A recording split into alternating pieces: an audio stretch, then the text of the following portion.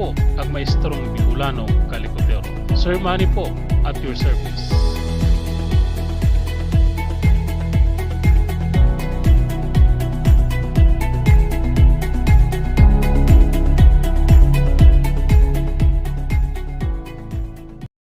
Magandang araw sa inyo. Ngayon, magkakabit tayo ng dalawang three-way switch. So, isang valve, control ng dalawang three-way switch. So, meron tayong isa, dalawa, tatlong three-way switch. So, sa three-way switch, meron siyang tatlong terminal.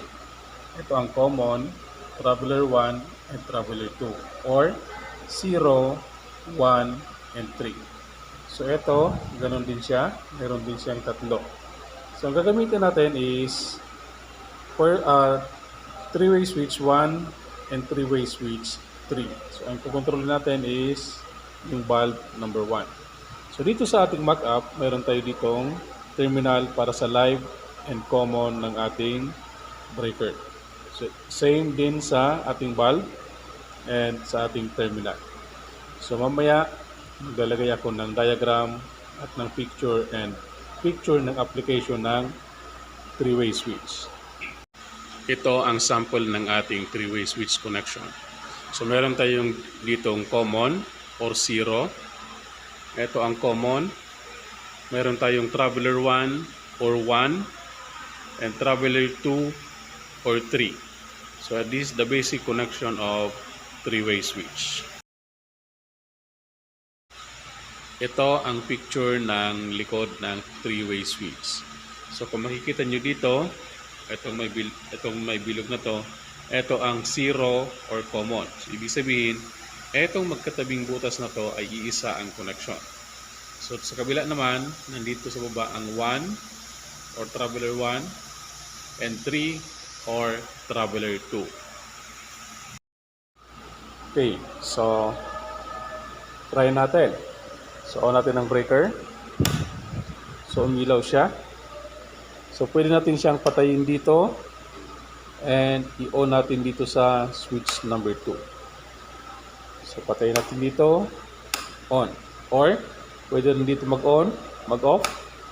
And, on dito sa kabila. So, yan ang purpose ng three-way switch. So, common na ginagamit ang three-way switch ay sa mga hagdanan. So for example, aakyat ka sa hagdan, may switch sa baba. Paiilawin mo siya.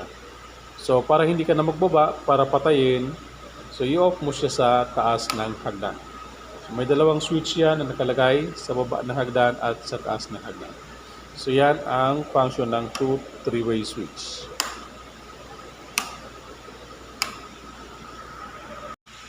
Ito naman ang picture ng actual wiring ng ating three-way switch.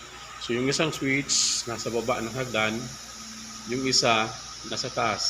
So sample nito, kung galing ka sa labas, i-on mo sa baba, pag akyat mo sa taas mo siya papatayin.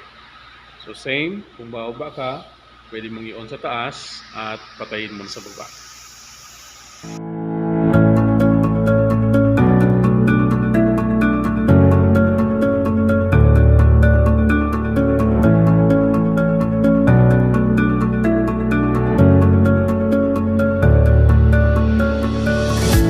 Thanks for watching Sir Manny TV, channel 143. Don't forget to subscribe, like, and share. Thank you.